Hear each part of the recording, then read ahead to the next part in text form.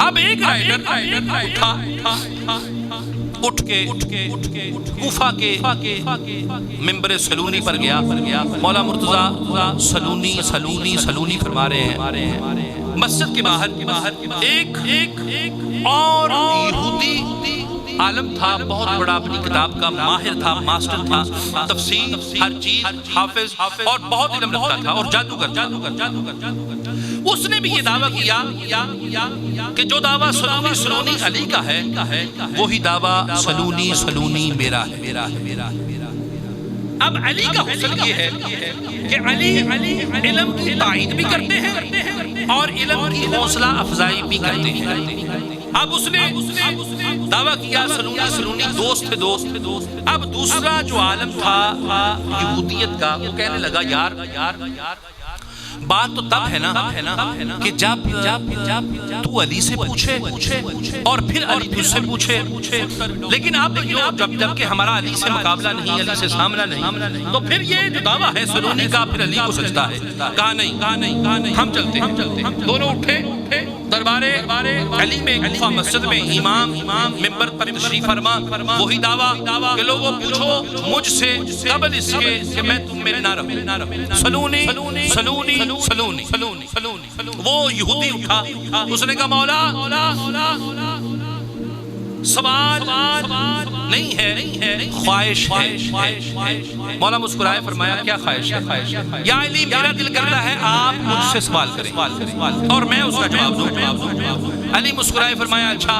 علی نے ہوا میں ہاتھ لہرایا، مٹھی بند کی، ہوا سے ہاتھ گول کی طرف ادھر لا کے ہاتھ کھولا، مٹھی کے اندر ایک انڈا. فرمایا اے یہودی عالم، یہودی پادری، بتا یہ کس جانور کا اور کہاں اس کا گھونسلہ ہے، میں کہاں سے لے کے آیا ہوں. عرض کی آنکھیں بند کرنے کے بعد عرض کی یا علی یہ ایک فلاں نسل کی کبوتری کا انڈا ہے اور آپ اسے فلاں سلطنت سے، فلاں جنگل کے فلاں درخت سے لے کر ادھر لے کے آئے ہیں. اب مجمع حیران پریشان. مولا مسکرائے فرمایا بھی بڑا علم ہے. کہا اچھا. فرمایا یہ انڈا پکڑ، جہاں سے میں لے کے آیا ہوں وہاں تو رکھ دے. پھر مانو کہ تو بھی دعویٰ سلونی کا امام ہے. یا علی مجھ میں وہ طاقت تو تھی لیکن یہ طاقت نہیں ہے. یہاں پر بہت سارے شیعہ سنی سب مولوی یہاں پر خاموش ہو گئے، لیکن کبھی غور کیا کہ علی نے یہ کیوں کہا؟ جب اس نے اتنا بتا دیا علی کو چاہیے تھا خاموش ہو جاتے، چپ کر جاتے. بس ٹھیک ہے، اس کا علم بڑا علم ہے یار. کہاں سے انڈا پکڑا، ہوا سے لائے، ملک کا نام، نسل کا نام، کبوتری کا نام، خاموش ہو جاتے. یہ کیوں فرمایا یہ انڈا پکڑ اور وہاں رکھ آ؟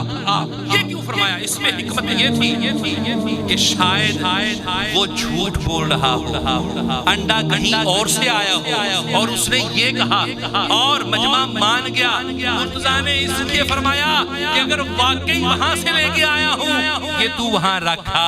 عرض کی مولا لانا بھی تیرا کام تھا اور پہنچانا بھی تیرا کام ہے.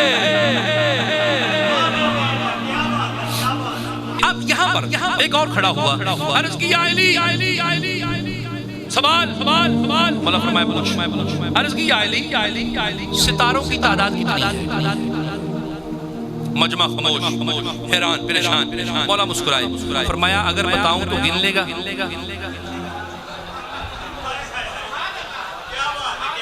اگر بتاؤں اتنے ہیں تو گن لے گا؟ عرض کی مولا نہیں. تو فرمایا پوچھنے کا فائدہ، تیرا سوال ختم، خاموش بیٹھ جا. یا علی میرا سوال. مولا نے فرمایا ہاں کیا؟ عرض کی مولا یہ جو ہم پخانہ کرتے ہیں نا، پخانہ، اس کا جو ٹیسٹ ہے کیا ہے؟ میٹھا ہے، پھیکا ہے، کڑوا ہے، کسمیلا ہے، کیا ہے؟ مجمع کو یہ مولا کو مذاق کیا نا. مجمع پھر خاموش.